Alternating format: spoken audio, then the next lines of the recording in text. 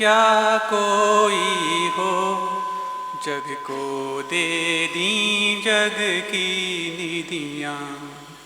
दिन रात लुटाया करते हो, शम शम की अविनश्वर मणियाँ।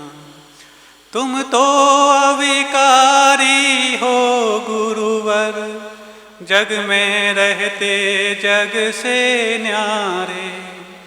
अतीव झुके तब चरणों में, जग के माणिक मोती सारे। अतीव झुके तब चरणों में, जग के माणिक मोती सारे। बोलिए देवादिदेव 1000 श्री वर्रो वाले बाबा श्री आदिनाथ भगवान की, देवादिदेव शीतलनाथ भगवान की, संत सम्राट आचार्य परमेष्ठी गुरुदेव श्री विद्यासागर जी महामुनिराज की, निर्यापक समस्त चतुष्टय मुनिराजों की, मंचासीन समस्त मुनिराजों की। अभी महाराज जी कह रहे थे दाता, शूरमा और भक्त। दाता नहीं बन पाए कोई बात नहीं, शूरमा नहीं बन पाए कोई बात नहीं, अब भक्त बन जाना। तो इस भक्त बनने में तुम्हारे ये 2 नहीं बनने का पूरा हिसाब किताब ठीक ठाक हो जाएगा। लेकिन महाराज जी वे विदिशा वाले दाता नहीं है ऐसा मत समझना, और शूरमा नहीं है तो फिर तो यहाँ की तोप प्रसिद्ध है भेलसा के रूप में। और दाता तो ऐसे हैं कि इनने वो माणिक मोती सारे ये सब तो नहीं, चेतन चेतन रत्न समर्पित किए हैं गुरुदेव के चरणों में। ऐसे ऐसे रत्न समर्पित किए हैं कि जिन रत्नों को छोड़ने के लिए एक संसारी प्राणी को 10 बार आगे पीछे देखना पड़ता है। अब जो चेतन धन और रत्न समर्पित करता है उसके लिए अचेतन ये माणिक मोती सारे जो मिट्टी से उत्पन्न होते हैं उनको समर्पित करने में देर नहीं लगेगी। बस एक बार इनको जगा तो दो आप, और यदि आपने जगाना प्रारंभ कर दिया तो ये पीछे मुड़कर नहीं देखेंगे, आगे ही बढ़ते जाएंगे। उन रत्नों में क्या क्या समर्पण किया है, तो शीतल सागर जी समर्पित किए उन्होंने। और वो समर्पित करने की बात आई तो समर्थ सागर जी समर्पित किए इन्होंने। और ज्यादा बढ़ने की बात आई तो उसके पहले सिद्धमती जी समर्पित किए इन्होंने, और फिर उसके पहले सुनामती जी समर्पित की थी, और तथामती जी समर्पित की थी। और कहे तो अरे जो समर्पित तो ऐसे किए कि गुरुदेव ने कहा तुमने समर्पित तो हमें कर दिया, लेकिन अभी जब तक घर पे हो तब तक इन लोग का धर्म ध्यान क्या हो। तो दिलीप भैया समर्पित किए, अनूप भैया समर्पित किए, और वो जो आप कह रहे थे कि बुद्धिमान भैया हैं उनको समर्पित किया, और उसके बाद 2-3-4 भैया और समर्पित होने की कगार पर हैं। तो इनके समर्पण में कमी नहीं है, बस इनके समर्पण को सही दिशा देने वाला नहीं मिल जाए तो ये दिल खोल करके और भंडार खोल करके समर्पित करने के लिए तैयार हो जाएंगे। अब रही बात भक्ति की, तो भक्ति भी इनकी कम नहीं। तो आपने देख लिया, समर्पण भी वह देख लिया। अब भक्ति की जहां तक बात है तो इन लोग को तो ज्ञात है यदि ये हाथ मिले हैं तो इन हाथों का सर्वोत्तम उपयोग जो भगवान को स्पर्श करना, भगवान की पूजन करना, भगवान का अभिषेक करना, यदि ये नहीं कर पाए तो फिर हाथ का यदि सर्वोत्तम उपयोग हम नहीं कर पाते हैं तो फिर भी हम अपने ख्यालों में उड़ते रहे कि हम ये बनना, वो बनना, ये करना, वो करना, तो ये हाथों का सर्वोत्तम उपयोग नहीं करते हो, ख्यालों में उड़ते रहना फिर कहीं हमारे लिए एक ऐसी पर्याय की संभावना ना तैयार कर दे जिसमें करने के लिए हाथ तो नहीं मिलते, उड़ने के लिए पंख तो मिल जाते। पक्षी ऐसे ही होते हुआ बंधु, और ये सोचते हैं कहीं ऐसा ना हो कि हाथों का सर्वोत्तम उपयोग ना कर पाए ये धर्म ध्यान पूजन अभिषेक के माध्यम से, और दिन रात हम पेट के लिए भागा दौड़ी करते रहे।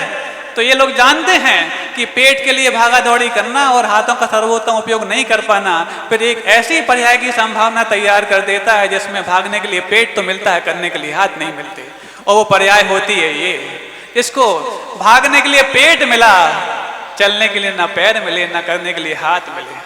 तो इस पर्याय से बचने का पूरा प्रयास कर चुके और आगे करने के लिए आपके सानिध्य में करने के लिए तत्पर हैं।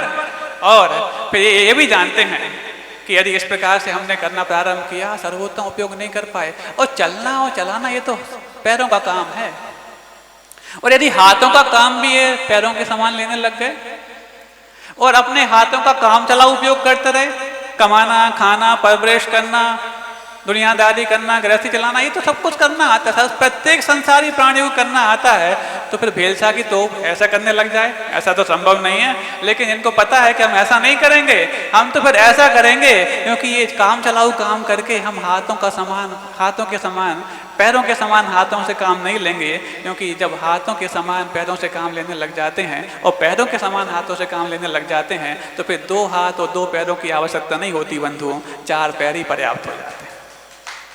तो इस प्रयास से वो बजाना चाहते हैं अपने आप को, और इस सब सुन करके भी और आपके संबोधन और 10 महाराजों की मुद्रा को देख करके भी और ये आंखें बंद करते रहे और प्रकाश को देख करके आंखें बंद करने की इनकी आदत यदि पड़ गई, तो फिर इनको पता है कि ये आदत हमारे लिए कहाँ जाकर छोड़ेगी।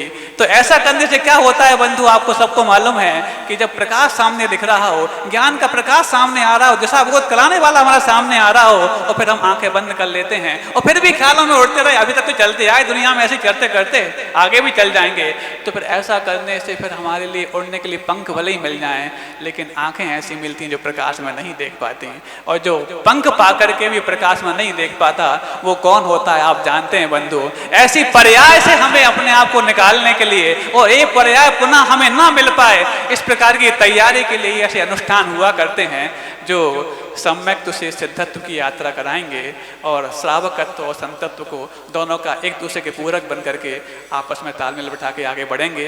ये आगे बढ़ते रहें, और आगामी जो आपके आने वाले अनुष्ठान हैं उसमें अब तो चूंकि आपकी सब बताई दिया महाराज जी ने, अब दान की बात तो है नहीं है, लेकिन अब समय दान की बात तो है। टाइम इज मनी महाराज जी कहते हैं, टाइम इज मनी। हाँ, बहुत अच्छी बात है। जिनको धन नहीं मिल पाया वो समय दे सकते हैं, जो समय नहीं दे पाए वो धन दे सकते हैं, और जो दोनों नहीं दे पाए तो अपना मन दे सकते हैं। मन दे करके भी कई लोगों को यहाँ पर समय और धन के लिए प्रेरित किया जा सकता है, अभी तक किया है। आगाज अच्छा हुआ है तो अंजाम भी अच्छा होगा। और वो जो ध्वजारोहण हुआ है, ध्वजारोहण कई लोग बता रहे थे, बोले महाराज जी थोड़ा यहाँ का जो वास्तु हल्का सा टिल्ट है। क्या टिल्ट है कि हल्का सा जो नॉर्थ है ना वो इस तरफ है, तो बिल्कुल उस ध्वजा ने बता दिया कि बिल्कुल एग्जैक्ट नॉर्थ जो है उसी तरफ मैं जाऊंगी, और कुबेर का दरवाजा खोल करके उस दिशा ने अपने आप को पूर्णतः इस आगामी काल में होने वाले अनुष्ठान और आपके जो होने वाले अनुष्ठान हैं उन सबको व्यवस्थित करने के लिए अपना रुख बता दिया है। आगे जाकर के यूं ही आपका धर्म ध्यान चलता रहे और आपकी भावना इस अनुष्ठान से ऐसा पुण्यमय वातावरण के साथ फलीभूत होने का रास्ता प्रशस्त कर ले जो आप भा रहे हैं, और गुरुदेव के चरणों में 2-3 बार करके आए हैं कि हमारे लिए चातुर्मास मिल जाए।